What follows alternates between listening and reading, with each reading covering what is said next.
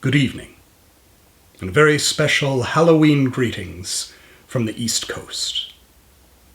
This evening it is my delight to be able to share with you one of my favorite tales, and what may very well be the oldest ghost story on record for the city of St. John's. It dates back to the year 1745, and it involves a man by the name of Samuel Pettyham. Samuel Pettyham rented a small house on a dark lane which led off Queen's Road. At that point, Queen's Road was at the very edge of the seaport town.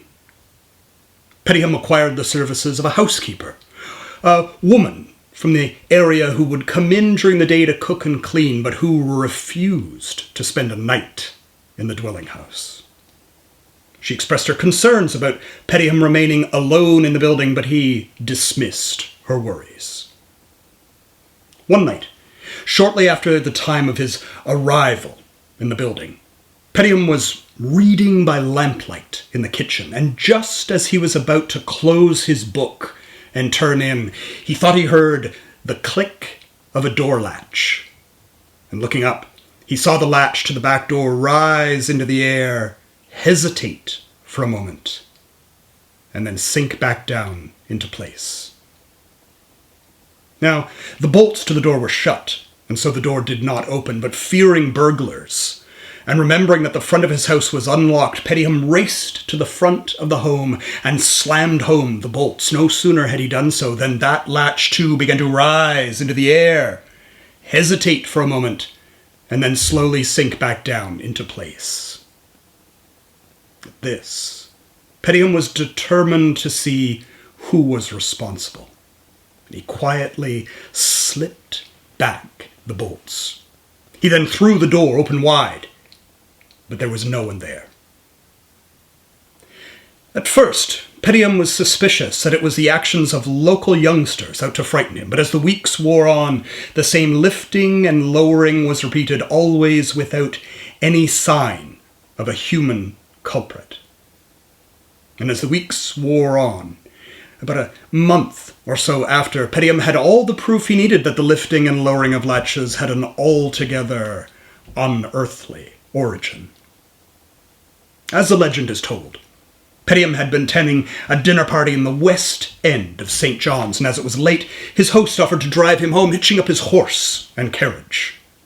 The horse drove up what is now New Gower Street and turned onto Queen's Road. And as the beast drew abreast of the little laneway that led to Pettyham's house, it stopped and refused to budge an inch further forward, even when it felt the sting of its owner's whip. At this, Pettyham volunteered to walk the rest of the distance. The laneway was dark and overgrown with trees, but ahead of him, Pettyham could see a glowing light, and thinking it to be a lamp, or a lantern of some sort carried by a fellow human being, he quickened his step to catch up with the figure responsible. About 20 yards further on, a figure stepped into the moonlit clearing immediately in front of Pettyham's cabin. The figure stood still for a moment and then slowly turned to face Pettyham. Pettyham took one look at the vision and turned and fled in absolute horror. For the figure he had seen was that of a man, a tall man, a man with his head cut completely off just above the shoulders. Pettyham raced back along Queen's Road. He burst into a boarding house and he begged for shelter for the evening. And after he calmed down, he gave a clear version of the night's events and was told a most miraculous tale. It seems the headless ghost that Pettyham had witnessed was the spectre of a well-known captain who had plied his trade between England and Newfoundland. While the captain was in St. John's, it was said that he was the companion of a beautiful lady, a lady who dwelt in the very same house now occupied by Pettyham. When the captain was in St. John's, the two were inseparable. However, while the captain was away at sea, the lady showered her affections on a local man. And this second man, jealous of the attentions paid to the captain was determined to do away with his competition. And late one night, just after the captain had said good night to his lady and had stepped back onto the narrow pathway, the jealous lover leapt forward and with an exceptionally sharp sword severed the captain's head from his body just above the shoulders. The culprit was never brought to justice, although all signs of guilt seemed to point in his direction. And the soul of the captain, it is rumoured, still haunts the site of his grisly decapitation, forever in search of his unpunished murderer. From the foggy shores of Newfoundland, I wish you a happy Halloween. I'm storyteller Dale Jarvis.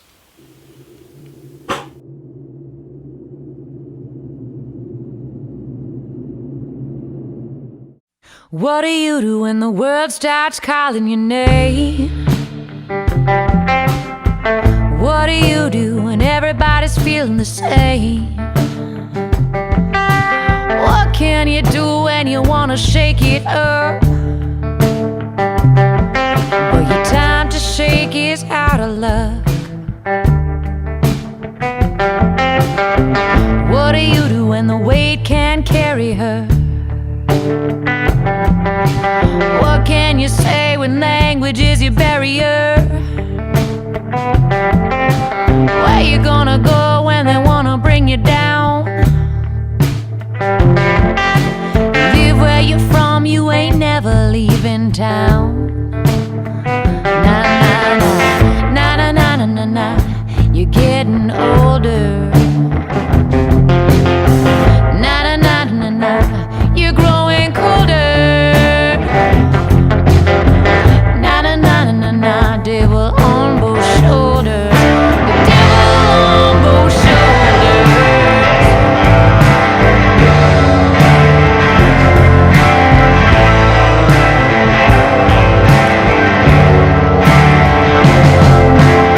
Everybody's born and everybody dies. You think the picture's bigger when you see it through your eyes. Just one more time before it's over. Say something you mean, say it when you're sober. Will you wanna be tough or you ain't near enough? And you think that it's love or you ain't got the stuff? Promise you'll suffer. Devil on both shoulders. The devil on both shoulders.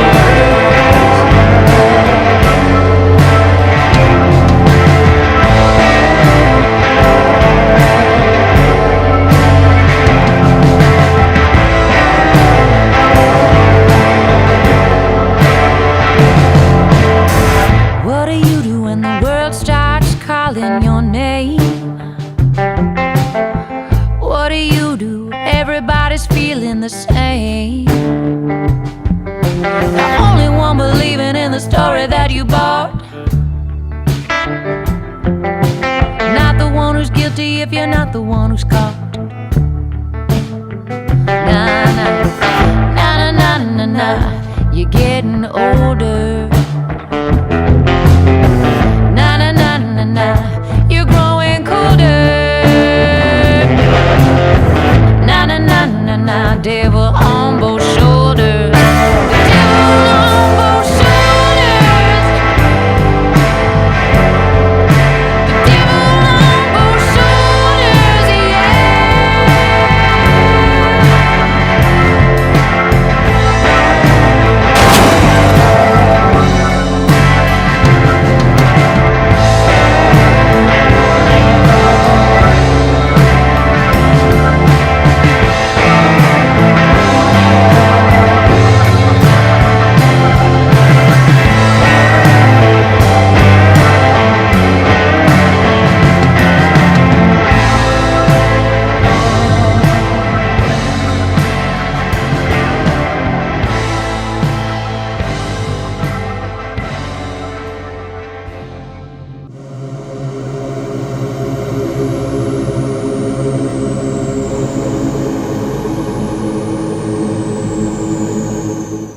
felt like you were navigating life without a compass?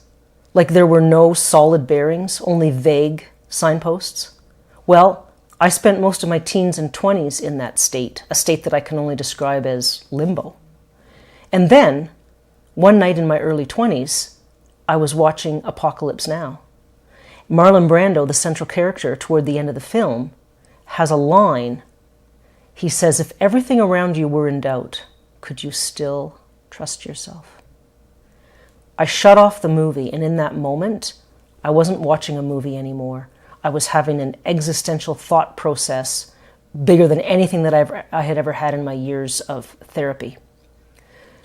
Now, many people have written about these states of limbo, this dark night of the soul. Dante called it La Selva Oscura. St. John of the Cross called it the dark night of the soul. And my psychologist called it major depressive disorder. So somewhere in my mid to late 20s, I started ice climbing, and climbing became what I held on to through this limbo that I was living through. But climbing helped me trust myself. I trusted my partner, I trusted the ice, I trusted the rock, but it taught me how to trust myself. But one event stands out more than any other that taught me how to trust. My partner Grant and I drove up the Icefields Parkway one night because an ice climb had formed called Ice 9, halfway up the Icefields Parkway. And we wanted to climb it. It rarely formed. We camped on the side of the highway. We got up in the morning early and had breakfast and coffee. And we parked on the side of the road at the base of Ice 9 and we started hiking in. About 10 minutes into our hike, I felt this overwhelming sense of fear. And I turned back and looked at my partner and said, "I feel like if I go up to this climb today, I'm going to die." My partner said, "That's fine, let's go back to Canmore." So we drove back to Canmore and we started doing our errands for the day, grocery shopping. About 2 p.m, we ended up at the liquor store. And on our way in, a climber friend was exiting the store, Louis Julien. And he said, "Hey, did you guys hear what happened at Ice 9 this morning?" Grant and I looked at each other and said, "No." He said a woman was belaying at the base when 40 tons of ice dislodged above her and crushed her and killed her. Grant and I looked at each other with wide eyes. In that moment, I knew that trusting my instincts had saved my life. I also felt that there were spirits in the mountains that must be helping us keep out of danger and stay alive. And the trick to navigating life is listening to that internal navigating system that we all have, as well as the voices of the spirits that are all around us.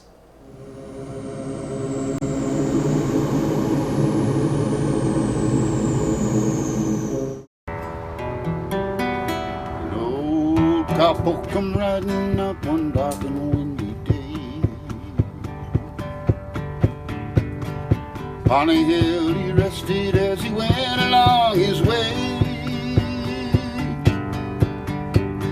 And on a once a mighty herd red-eyed cows he saw plowing through the ragged sky in up a cloudy draw.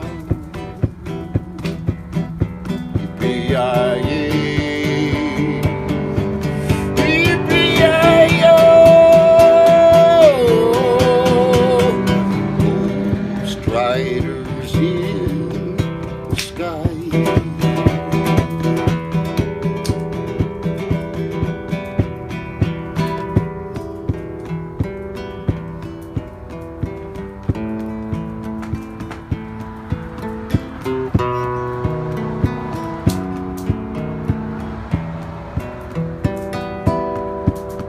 When the ghosts gather round, no fear, no fear. When the ghosts crowd around, no fear, no fear. Down in the underground, no fear, no fear. In the city, in the town, no fear, no fear.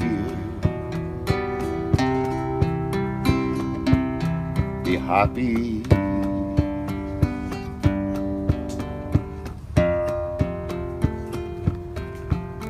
feel glad.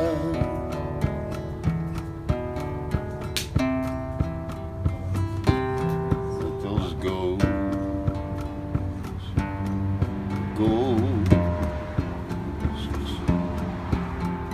can't make you sad.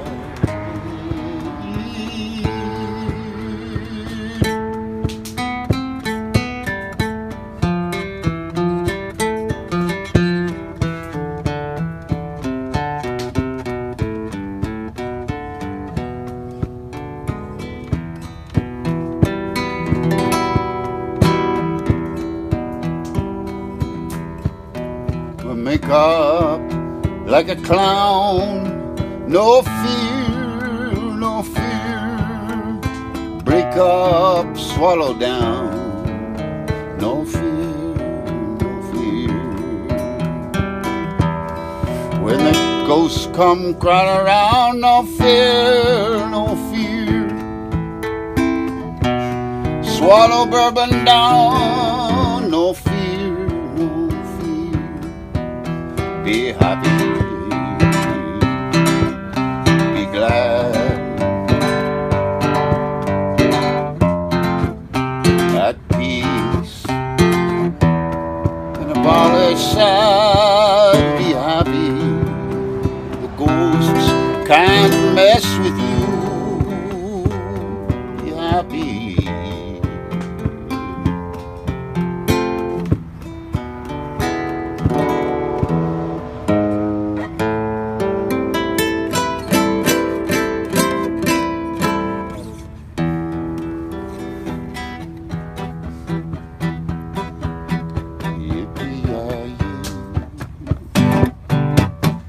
Yippee-yi-yo,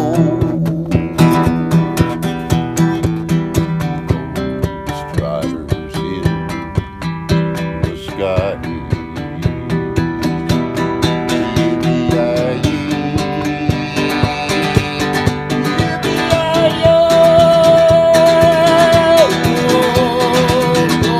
striders in the sky.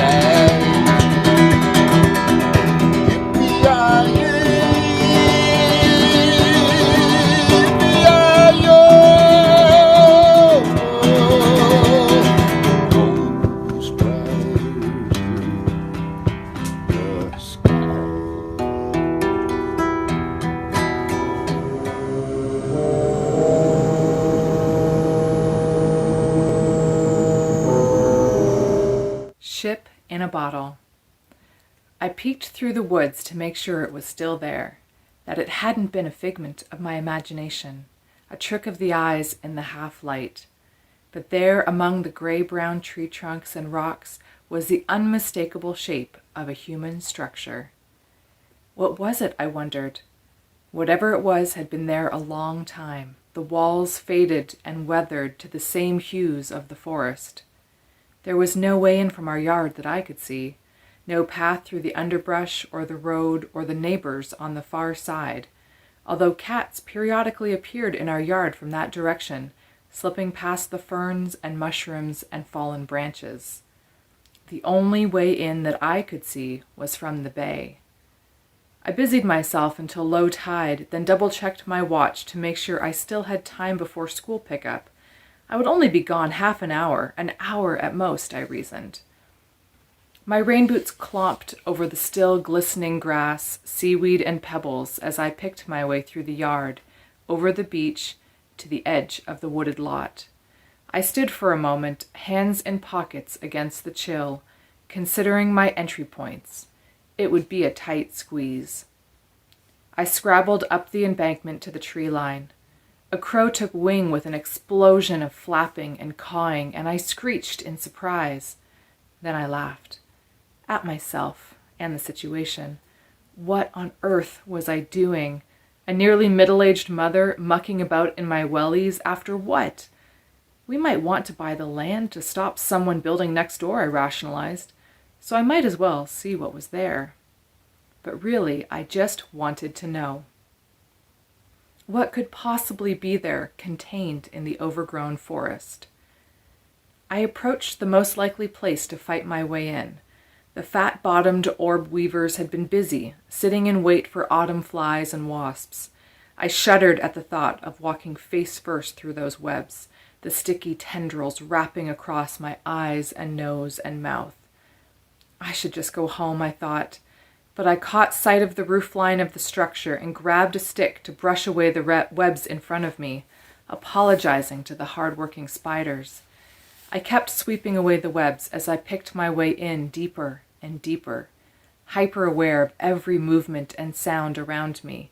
The chainsaw roars, the blue jay screams, the red squirrel warnings. I pressed on. The structure materialized in greater detail as I approached.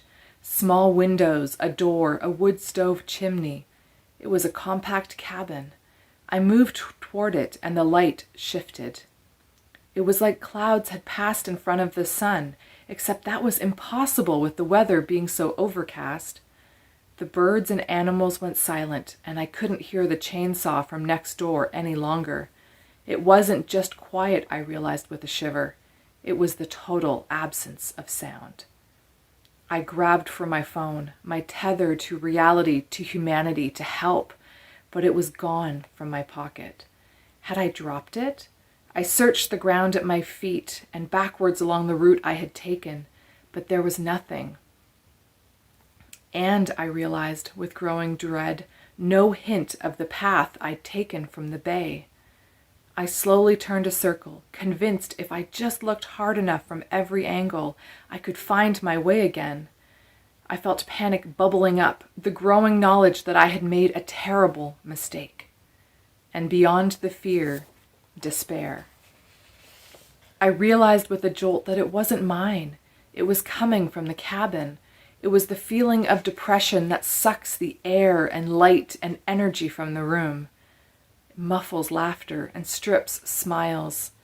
I had lived in that room, been trapped in that bottle, with no idea how I'd gotten in or how I'd ever get out. Even though it was the last thing I wanted to do, even though my inside screamed at me to run far away or dig myself a hole or climb a tree, anything but this, I walked toward the cabin. 1 step, 2, slow, deliberate steps, my senses alert. Then the sound, a creaking, a rocking, the unmistakable sound of a rocking chair on hardwood floor, back and forth, back and forth. The grimy windows didn't reveal much of the inside of the cabin, but it wasn't dark inside, that I could tell. Standing on the doorstep now, I saw a wood stove alive with flames, a tidy space, sparse furnishings, and a rocking chair in motion, with someone sitting in it. Fauré's berceuse came from a record player in the corner, light and airy and yearning. The waves of sadness carried through the doorway along with the music, so that I felt less scared than worried, and not for myself, but for whoever was in the chair. The woman's light brown hair was wavy and just brushed the base of her neck. She wore a kimono, or at least a dressing gown in a Japanese style. She held something in her lap, a bundle of cloth. A baby-sized bundle, I knew somehow, my stomach clenching. My hand caressed my belly instinctively, remembering when I was huge with Lucas. Bile rose in my throat. Lucas. God, I hoped I'd get back to him. He was mean, you know, the woman was talking to me, I realized. I guess my boy could have turned out mean. She raised her eyes to me. They were pale gray blue, hollow and sad. But I was going to try and make him sweet. The woman stroked the bundle, and I could see the cloth was soaked through now, dark and ominous. I looked around the room. The stove and fridge bright yellow, the record player still spinning Fauré, while the fire threw shadows across the faded floral wallpaper, the smell of wood fire and something else. He wouldn't take me to the hospital, wouldn't get the midwife or even a neighbor. The woman raised the tiny bundle to her chest, patting what I assumed was an infant's back, even though he's the one that did this. I watched with fascinated horror as she peeled back the baby blanket and kissed the top of her dead son's head. My mouth was dry, my throat tight. "He shouldn't have hurt you," I choked out. She continued rocking, nuzzling the baby's head, her eyes closed. The grief poured off her into the room, mingling with the wood smoke. The grief and the guilt and the fear. And a smell I hadn't been able to place before, the faint whiff of bleach. I should have gone away. I knew what he was like. And now I saw the one bundle had become 3. Her arms almost overflowed with them. Still, she rocked. My insides twisted tighter and tears pricked my eyes. I thought of Lucas. Children forgive their parents. I don't know why, but they do. Her eyes found mine. "You're a mother." It was a statement. Yes, a boy. He's 7. I thought of Lucas's dark brown curls bobbing down the steps of the bus, him rushing to me full of stories from his day, his hand finding mine on the walk down the hill. Is he sweet? Usually, I squeaked out, a sob catching in my throat, wanting more than anything to be with him. Good, good. She held on tight to her bundles and rocked. Make sure he stays that way. The woman, the chair, the music, everything flickered like an old movie reel, then went gray and silent. The distant roar of the chainsaw and animal sounds rushed back, and the forest light came into focus again. Glancing backward as I ran toward the freedom of broken spiderwebs and branches, I saw the cabin was empty again, except for dust and crawling things, and a single rocking chair.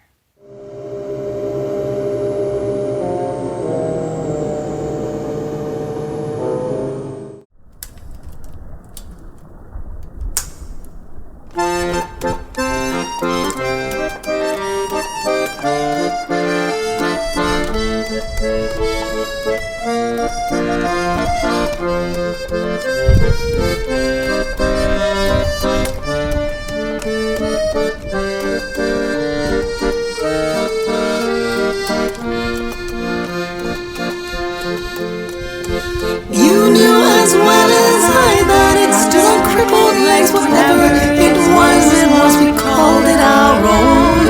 And how I miss you now, dark hair on a pale pillow, sweet eyes that fill me up, kisses lighting the current towards my heart.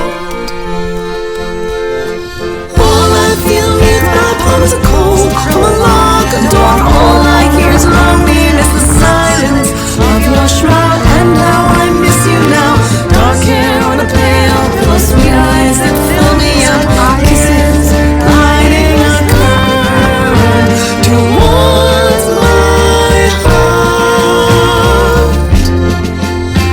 The ending was written long before our story began, and so it is.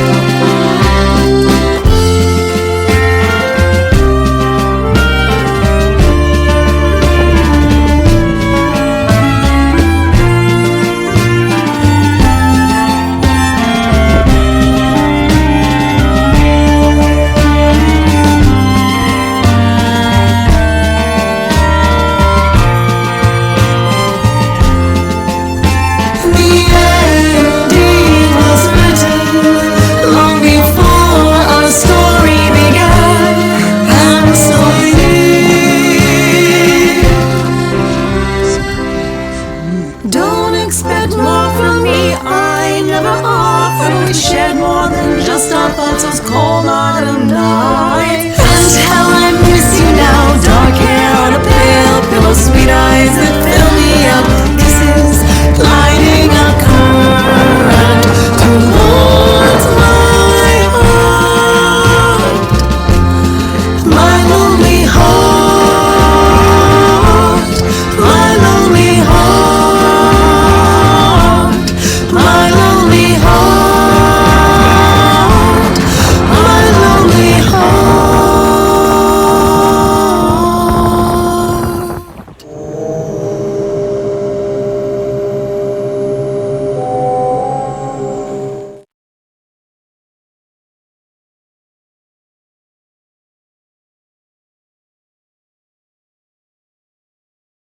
Once upon a midnight dreary, while I pondered weak and weary over many a quaint and curious volume of forgotten lore, while I nodded, nearly napping, suddenly there came a tapping, as of someone gently rapping at my chamber door. "'Tis some visitor," I muttered, "tapping at my chamber door, only this, and nothing more." Ah, distinctly I remember, it was in the bleak December, and each separate dying ember wrought its ghost upon the floor. Eagerly I wished the morrow, vainly I had sought to borrow from my books surcease of sorrow, sorrow for the lost Lenore, for the rare and radiant maiden whom the angels name Lenore, nameless here forevermore. And the silken, sad, uncertain rustling of each purple curtain thrilled me, filled me with fantastic terrors never felt before, so that now, to still the beating of my heart, I stood repeating, "'Tis some visitor entreating entrance at my chamber door, some late visitor entreating entrance at my chamber door. This it is, and nothing more." Presently my soul grew stronger, hesitating then no longer. "Sir," said I, "or madam, truly your forgiveness I implore, but the fact is I was napping, and so gently you came rapping, and so faintly you came tapping at my chamber door, that I scarce was sure I heard you." Here I opened wide the door. Darkness there, and nothing more. Deep into that darkness peering, long I stood there, wondering, fearing, doubting, dreaming dreams no mortal ever dared to dream before, but the silence was unbroken, and the stillness gave no token, and the only word there spoken was the whispered word, "Lenore?" This I whispered, and an echo murmured back the word, "Lenore!" Merely this, and nothing more. Back into the chamber turning, all my soul within me burning, soon again I heard a tapping, somewhat louder than before. "Surely," said I, "surely that is something at my window lattice. Let me see, then, what thereat is, and this mystery explore. Let my heart be still a moment, and this mystery explore. 'Tis the wind, and nothing more." Open here I flung the shutter, when with many a flirt and flutter in there stepped a stately raven of the saintly days of yore. Not the least obeisance made he, not a minute stopped or stayed he, but with mien of lord or lady perched above my chamber door, perched upon a bust of Pallas just above my chamber door, perched and sat, and nothing more. Then this ebony bird, beguiling my sad fancy into smiling, by the grave and stern decorum of the countenance it wore, "Though thy chest be shorn and shaven, thou," I said, "art sure no craven, ghastly, grim, and ancient raven wandering from the nightly shore. Tell me what thy lordly name is on the night's Plutonian shore." Quoth the raven, "Nevermore."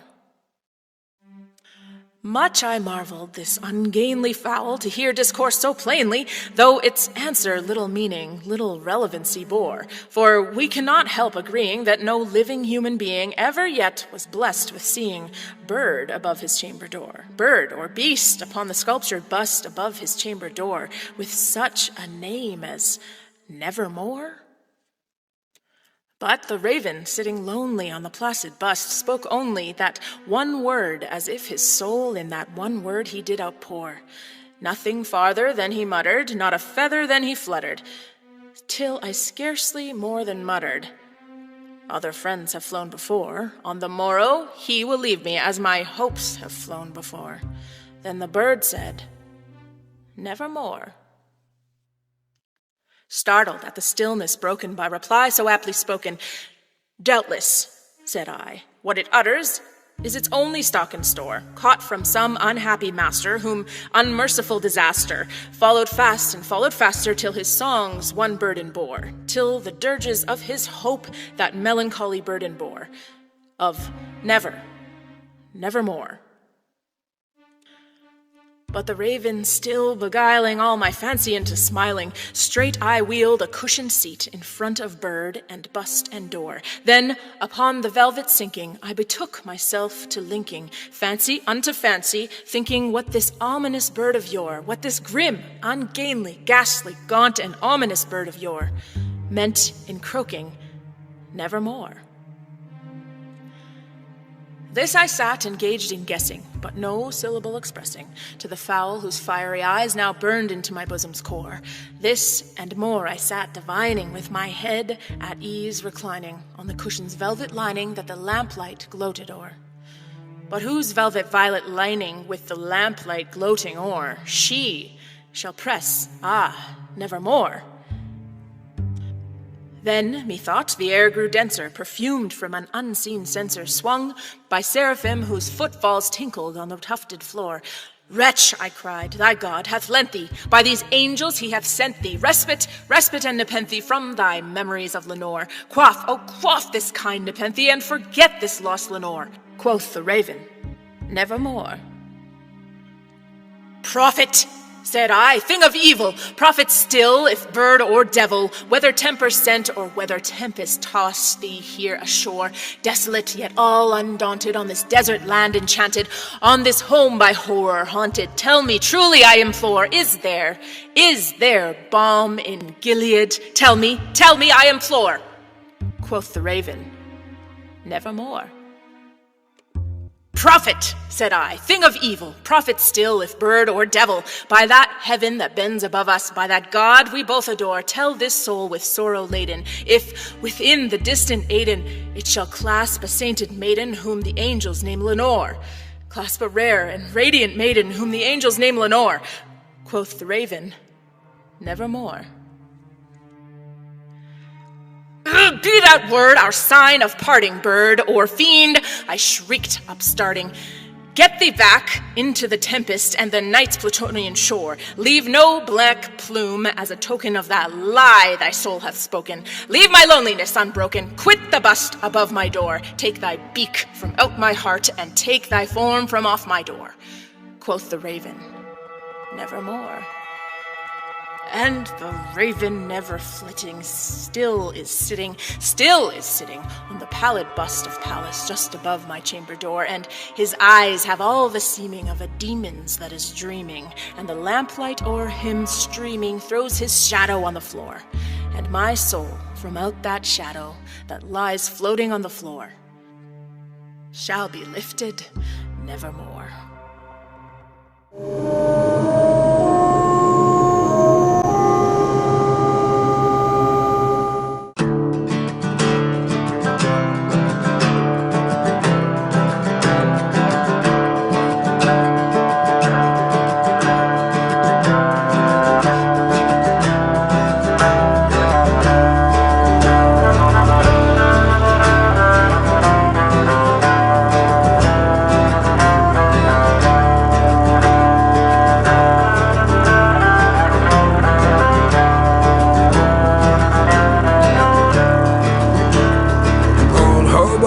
Down a road with no name, no past but the dirt in his nails.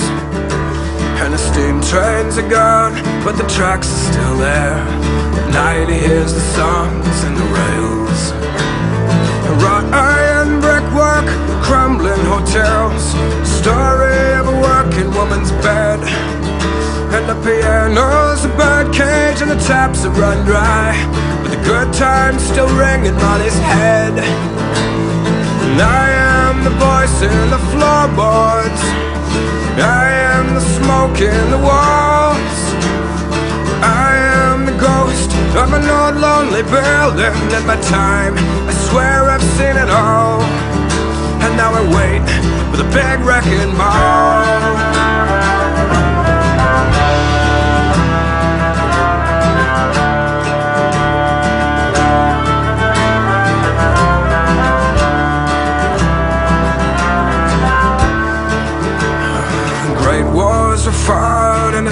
factory town, by the women breathing death in the mills. Over pennies a day, and a child's right to play.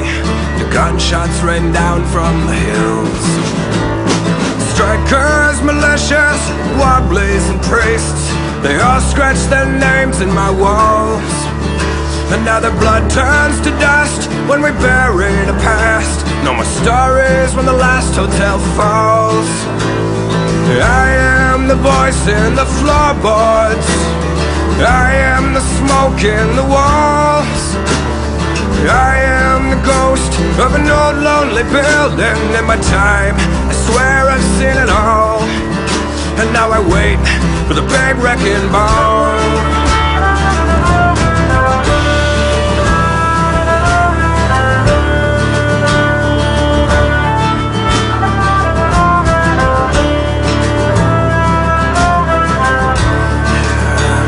The years fall like leaves in the branches of time. My walls shake with the songs of the dead, and the stories ring out like an old sailor's rhyme.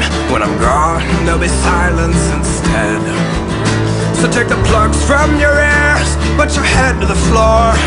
Trade your plastic for leather and steel. Listen for the voices of the ones who came before. They're still there if you know how to feel. I am the voice in the floorboards. I am the smoke in the walls. And I am the ghost of an old lonely building. In my time, I swear I've seen it all. And now I wait for the big wrecking ball.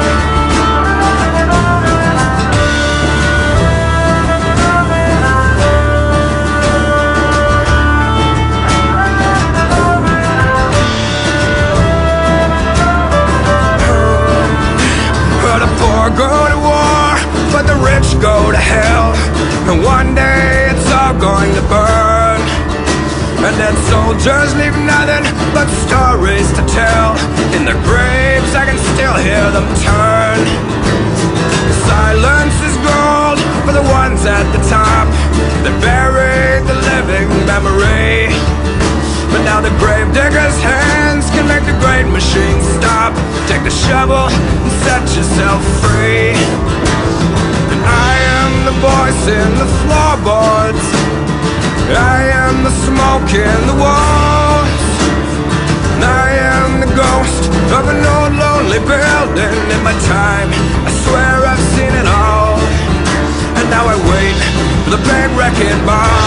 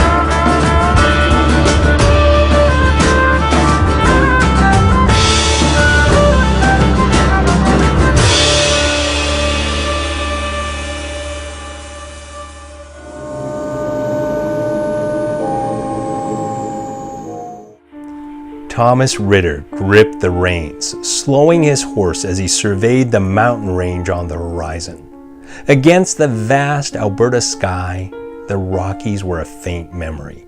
His past belonged in the range's treacherous passes, where he oversaw the construction of the railroad tunnels. His future was firmly rooted in the ranch he had purchased from his earnings.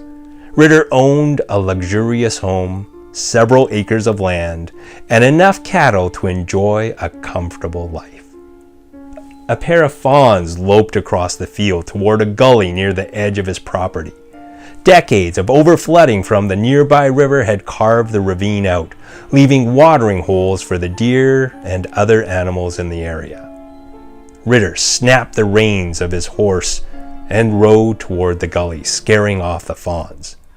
He stared at a mound of stones halfway down the ravine. Under that pile, his present and his past converged, but he was not ready to confront it. Not today. He wheeled the steed around and rode back up the hill. He needed to put some distance between his past and present. The cattle grazing on the slopes barely stirred as he whipped past them. The terrain leveled off as he neared his ranch. The roof peaks over the second-floor windows were the turrets of what Ritter's wife called their cowboy castle. Lizzie and Mabel were playing on the veranda of the spacious home. Mabel heard their father's approach and practically vaulted off the porch to greet him. Her older sister, Lizzie, collected the dolls and placed them on the bench. Lizzie was the responsible one, taking after her father, never one to leave things undone. "Daddy," Mabel yelled as she pawed at Ritter's stirrup. "I want to go for a ride. Take me." "Give me your hand, sweetie." She reached up and he took her arm, lifting her onto the back of his horse. She gripped his waist and squealed with delight. He rode to the barn to put away the horse. Then he hoisted his daughter onto his shoulders and carried her into the house. "Let's see what your mother has made for dinner, shall we?" "It's steak and beans. I helped." "I'm sure it will be delicious, Mabel." Food was the last thing on Ritter's mind. At the dinner table, he absently pushed the food around his plate. "For goodness sake," his wife said, "I swear you're worse than the girls. If you don't like what I cooked, just tell me." Ritter looked up. "Sorry, Clara. It's good. I'm just not hungry. I'll eat it later." "What's gotten into you, Thomas?" "Nothing. Lost in my thoughts, I suppose." "Would you like to unburden yourself?" He forced a smile at his daughters. "No, you need to get these darlings to bed and I have to catch up on some reading." Clara raised an eyebrow as she took her husband's plate. "You? Reading? That's a first." He rubbed Lizzie's blonde hair and kissed Mabel on the cheek. "You two get to bed now." "Yes, Father," Lizzie said. "I'm not sleepy," Mabel whined. "Now," Clara barked. "Now." The girls scattered from the kitchen. It was clear who ruled the house. "Clara, I'll be in the study. Just need a bit of time to clear my head." "All right, Thomas." Ritter headed down the hallway to the study, where he nestled into his wing-back chair. Casting an orange glow across the room, the fireplace crackled a few feet away. Ritter fished out a letter from his vest pocket, unfolded the paper, and pored over the contents of the missive. "Dear Mr. Ritter, I'm corresponding with you on behalf of Liu Sha Kim, a Chinese priest who has come to Canada in search of the remains of Ji Wan Shi. According to Mr. Liu, this man was a laborer in your employ during the construction of the Canadian Pacific Railway line through the Rocky Mountains. It is our understanding that you were responsible for the burial arrangements of Ji Wan Shi and may know the whereabouts of his grave. We would like to speak to you about the location of his remains. As per Chinese custom, his bones must be exhumed and returned to his village in China. Mr. Kim is prepared to pay a small sum in exchange for your information. Kindly respond to me at your earliest convenience. Sincerely, Robert Denton, Barrister." Ritter leaned back in his chair, reviewing the letter. The lantern flame danced from a draft in the room. Ritter glanced around, looking for what disturbed the air. Nothing. A crack. Was it a log not popping in the fireplace? No, Ritter had heard this sound before, the crack of rock from a pick being driven into it. He placed the letter on the end table, stood up, and paced around the room in search of the source of the noise. A movement from outside the window. For a second, Ritter saw a dirty face in the glass. Was someone there? He peered closer. No sign of anyone. Ugh! He spun around, his fist clenched and ready for battle. Thomas? Clara stood in the doorway. What has gotten into you? Ritter lowered his fists. Sorry, I guess I'm on edge. She picked up the letter. What's this? Nothing to concern you, he said. She ignored him and skimmed the contents. What is this about? They want to dig up a body? It's nonsense. Pay it no mind. Do you even know this man they're talking about? It's some kind of misunderstanding. I wouldn't be able to tell one of those laborers from another. They all looked alike to me. Why would this priest think you arranged the funeral then? I'm not entirely sure, Clara. A lot of workers came and went on that project. I'm sure the priest got some wrong information. Well, it seems serious enough that he'd pay money to find the body. There's nothing I can do to help him. He took the letter from his wife. Clara, it's nothing to worry about. Are you certain? He smiled. Put it out of your mind. He walked to the fireplace and tossed the letter into the flames. He watched as the fire consumed the paper, sending tendrils of smoke up the flume. It's morbid if you ask me. Digging up bodies? Who would do that? Ritter kissed his wife on the cheek. Go on, Clara. I'll come to bed shortly. Don't stay up too late, she said. I'll be right behind you. Clara left the den. Silence descended on the room like a sheet over a corpse. Ritter stared at the letter turning to ash, his gaze fixated on the last of the message burning up. If only his past were as easy to erase.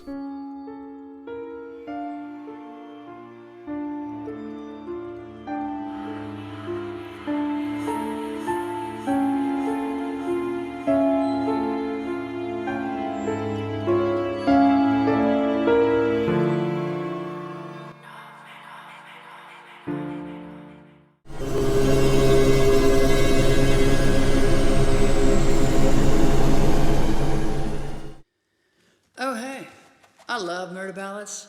I love murder ballads so much that I actually have an entire album of murder ballads. I like to think of them as songs of reckoning. And one of the songs off this record was actually inspired by the Cecil Hotel in Calgary.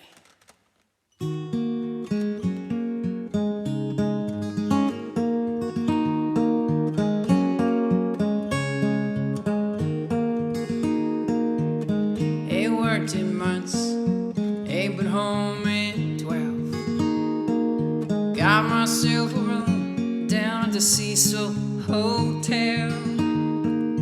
Junkies, whores, and vagabonds, infamous clientele.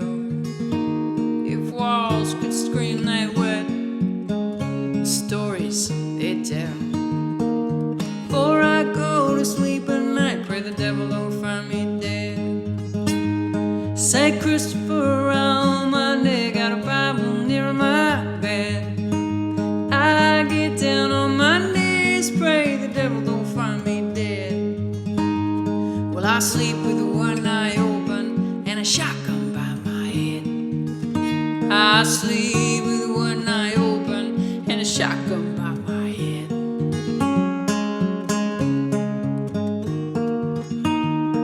Headland, wife and kids, dry buried us in red. Every Sunday pray for rain, got clouds of dust instead. Bank would try to take my farm, in a rage I shot him dead. I'm gonna burn for what I done, kiss my family and I fled.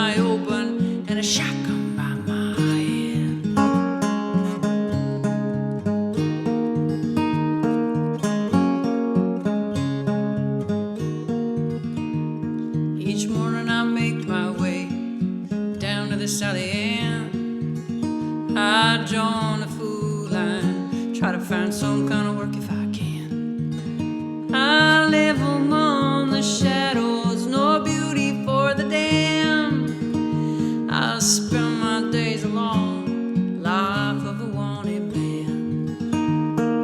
Before I go to sleep at night, pray the devil don't find me dead. St. Christopher around my neck, got a Bible near my bed. I get down on my knees, pray the devil don't find me dead. Well, I sleep with one eye open and a shotgun by my head. I sleep with one eye open and a shotgun by my head. I sleep with one eye open.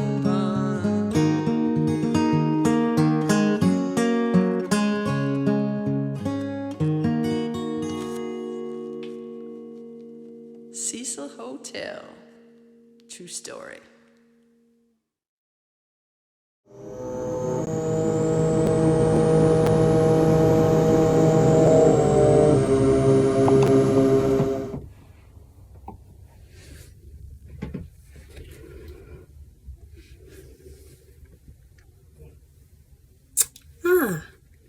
What's a true story, you ask? Let me tell you. As I have been asked here tonight to share a story, something chilling, something thrilling, something true, something that almost disappeared for a whole community that I hold dear. And I know you do as well. So let me tell you now the story that happened in the year 2020. 2020. Let me read it to you now. Truth is, almost every artist in Canada had a show cancellation or even a season cancellation. From theatre to music festivals, the music almost died. And many venues were silenced, except for the sound of perhaps some ghosts in the floorboards. Did you hear that, Norbert? Did you hear it? We must go on.